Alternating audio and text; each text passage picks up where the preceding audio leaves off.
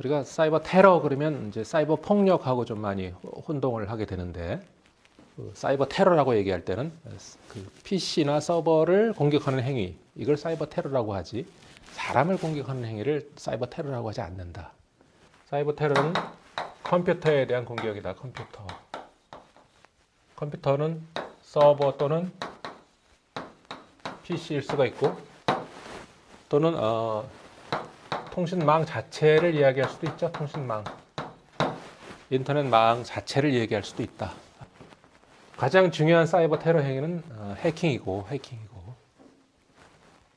그 다음에 직접적인 컴퓨터 조작을 통해서 상대방의 컴퓨터의 데이터를 빼내거나 유출하거나, 또는 데이터를 삭제하거나, 또는 그 컴퓨터를 못 쓰게 부팅 시스템을 확 지워버리면 부팅도 안 되죠.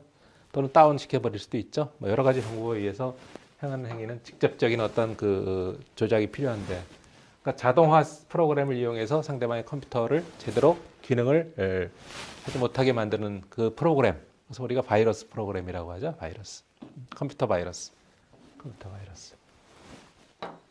근데 요즘에는 컴퓨터 바이러스도 좀 식상해졌어요. 그렇죠? 컴퓨터 바이러스. 백신 프로그램이 하도 많아가지고 그냥 그 하나만 깔아놓으면 이 바이러스에 감염되는 경우도 거의 없어졌다. 요즘엔 바이러스에 잘 안 걸리는 색다른 프로그램을 만들어서 유포를 시키죠. 그런 것들을 보통 우리가 뭐라고 합니까? 악성 프로그램이라고 한다. 악성 프로그램. 컴퓨터에 좋지 않은 영향을 끼치는 그런 프로그램을 우리가 악성 프로그램이라고 한다. 악성 프로그램. 예를 들면 나도 모르게 어떻게 이메일도 보고 뭐 사이트에 여기저기 다니다 보면 이상하게 깔리죠. 나의 개인 정보를 몰래 유출시켜가는 이렇게 그러한 그런 프로그램을 뭐라고 합니까? 스파이웨어라고 하죠. 스파이웨어. 그다음에 스파이웨어의 차원이 아니라 나의 컴퓨터나 어떤 서버의 컴퓨터를 시스템을 아예 쓰지 못하게 쓰려고 하면 비밀번호를 넣어라. 이런 식으로 나오게 그 권한을, 어드미니스트레이터의 권한을 탈취하는 행위가 있죠. 그래서 1,000만 원만 보내주시면 바로 그 비밀번호를 보내드리겠다. 또는 암호를 해제해드리겠다. 뭐 이런 식으로 협상을 요구하는 범죄 행위. 이것을 뭐라고 하죠? 랜섬웨어. 사업을 하는 사람들이나 중요한 어떤 그 서버를 운영하는 사람이나 이런 사람들에게는 위험한 이런 프로그램이죠. 랜섬웨어가. 그럼 사이버 테러 하면 우리가 보통 떠오르는 그 행위는 뭐예요? 사이버 공격이라고 하죠. 보통 사이버 공격. 물론 이 해킹이 당연히 사이버 공격이에요. 바이러스 유포도 당연히 사이버 공격이에요. 스파이웨어, 랜섬웨어, 이 랜섬웨어 특히 사이버 공격이에요. 다 사이버 공격이지만 우리가 보통 사이버 공격이라고 할 때, 사이버 어택이라고 할 때 이 사이버 공격이라고 하는 것은 도스 공격을 얘기하는 거죠. 도스. 근데 도스 공격 자체는 별로 위력이 없어요. 이거 혼자 개인이 하는 공격이기 때문에 다중의 PC, 보통 우리가 좀비 PC라고 하는데 뭐 수십만 대의 PC를 오염시켜 가지고 동시 공격을 시도하는 그런 공격이 바로 디도스라고 했죠. 디도스.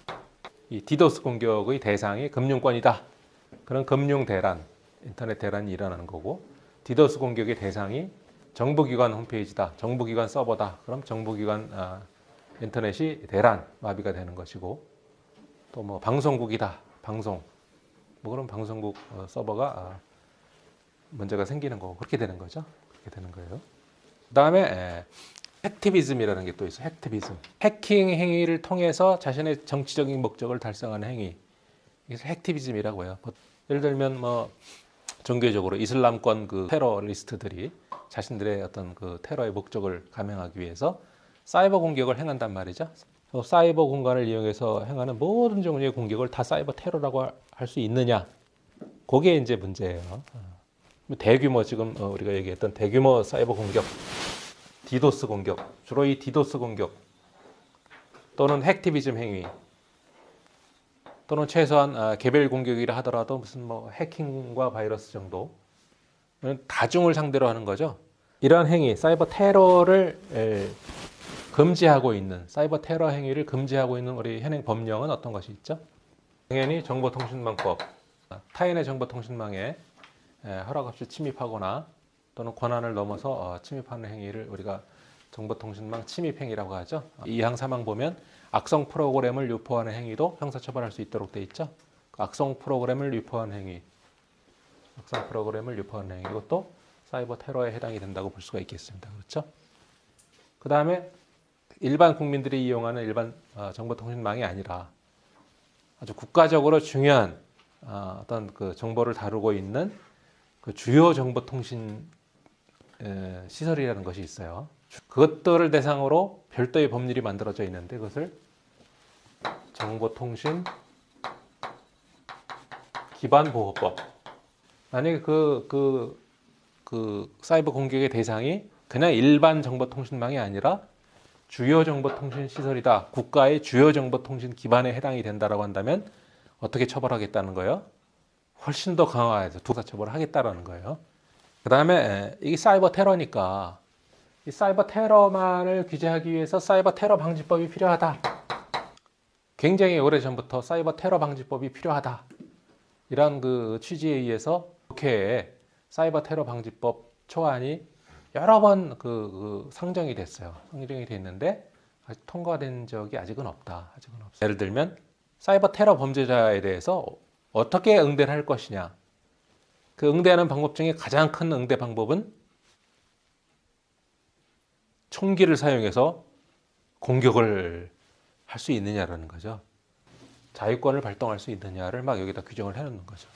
국제법상 자유권 발동의 요건이 있는데 사이버 범죄 같은 것도 자유권 발동의 요건이 될 수 있는지 여러분은 어떻게 생각합니까?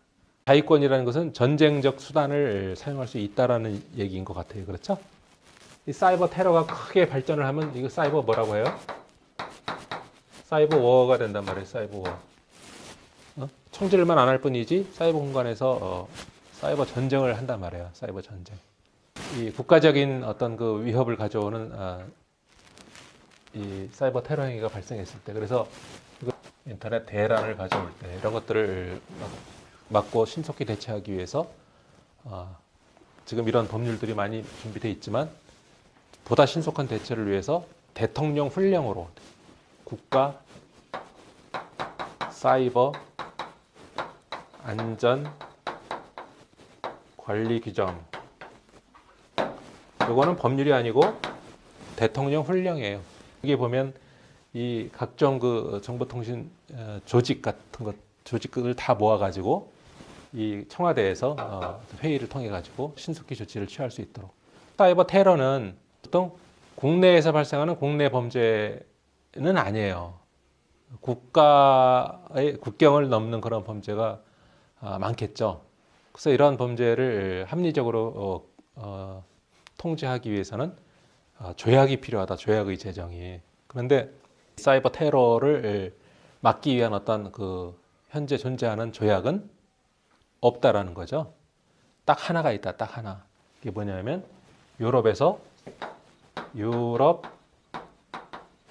사이버 범죄 협약, 그냥 이렇게만 돼 있는데 사이버 범죄 방지 협약 이런 식으로 방지라는 말을 넣죠. 원어는 뭐겠어요?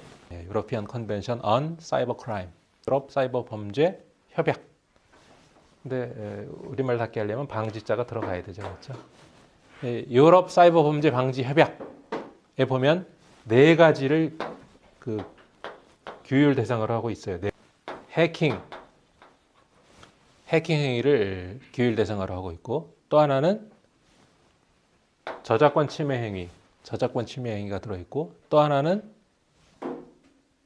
인터넷 사기. 국제적으로 인터넷 사기 행위가 빈발하기 때문에. 그 다음에 또 하나는 이제 아동 포르노라고 하죠. 아동 포르노. 이 네 가지를 금지하고 있는데, 네 가지 중에 해킹이 들어있단 말이에요. 해킹.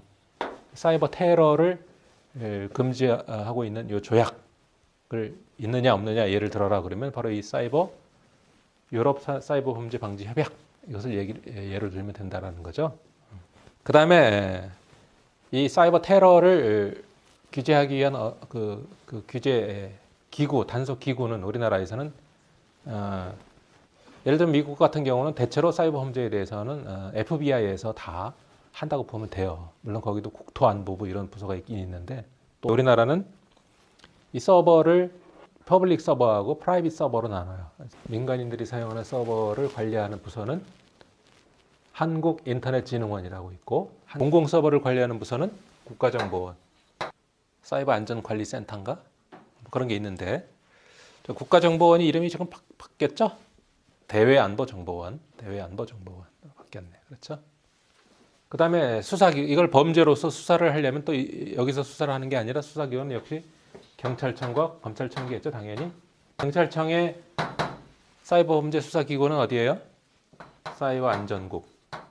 그래서 경찰청 본청에 옛날에 사이버 테러 대응 센터가 있었고, 각 그 지방 경찰청에는 사이버 범죄 수사대가 있었잖아요, 그렇죠? 지금은 사이버 안전국으로 바뀌었기 때문에 각 지방 경찰청, 예를 들면 서울지방경찰청에 가보면 사이버 안전 과가 있단 말이에요. 과. 검찰청에는 서울중앙지검에도 이 컴퓨터 수사부 이름이 자꾸 바뀌어요. 이름이 자꾸 바뀌어서 내가 알지 못하는데 담당 부서가 있고, 대검찰청에도 인터넷 범죄 수사센터인가 거기 있어요. 그래서 검찰청 내에도 있단 말이에요. 네. 그다음에 군부대의 서버를 또 관리하기 위한 그런 또 부서가 있죠. 군부대의 서버가 공격을 당했다 그러면 어디서 응대합니까? 지금까지는 기무사에서 몇 년 전까지 기무사에서 하다가 기무사에서 그 부분만을 사이버 사령부를 만들어서 사이버 사령부에서 관장을 했었죠. 기무사. 근데 기무사도 또 이름이 바뀌었죠. 군사 안보 지원 사령부. 그래서 이렇게 많단 말이에요. 이렇게 많고, 그 다음에 또 아까 얘기한 그 국가 사이버 안전 관리 규정에 의해서 이런 기관장들을 다 집합시키고, 또 청와대에서 또 사이버 특보인가 뭐가 있었는데 또 없애버렸죠. 그것도 좀 복잡하다 이게. 자, 이런 여러 가지 문제점. 이게 통합 컨트롤 타워가 좀 필요하다라는 얘기를 여기서 할 수 있겠고, 그다음에 사이버 테러 방지법의 제정이 좀 시급한 거 아니냐. 유럽 사이버 범죄 방지 협약이라는 것이 제정이 돼서 이미 10년 이상 작동을 하고 있고, 미국, 일본, 남아공, 무슨 브라질 뭐 등등등 해서 10여 개국 이상의 주요 국가가 가입을 해놨어요, 여기. 근데 이 분야의 주요 국가 중에 선두를 달리고 있는 우리 대한민국은 여기에 가입이 안 돼 있단 말이에요. 이 사이버 테러 행위 같은 것은 국가 간의 어떤 그 범죄 행위가 될 가능성이 높기 때문에 이국 간 조약을 통해서 해결을 하는 것도 바람직하다. 그래서 우리 한국과 중국, 한국과 일본, 또는 한국과 뭐 유럽 개별 국가와 이국 간 조약을 체결할 필요가 없죠. 여기 가입해 버리면 되죠. 여기 자관 세계 어느 나라든지 관계가 있을 수 있기 때문에 이국 간 조약이 많이 필요하다라는 거고, 이런 다자간 조약이 있을 때 신속하게 우리도 일단 가입을 해놓는 것이, 물론 우리한테 권리만 생기는 건 아니죠. 다른 나라가 우리한테 요구하는 내용이 있으면 우리도 또 해줘야 되죠. 당연한 거니까. 그건 조약이 가입하면 가입국으로서의 권리와 의무가 다 있으니까. 어쨌든 그런 것들이 필요하다라는 거예요. 사이버 테러의 개념과 유형이 먼저 잘 정립이 돼야 될 것이고, 그런 내용들이 좀 필요하다고 생각을 합니다.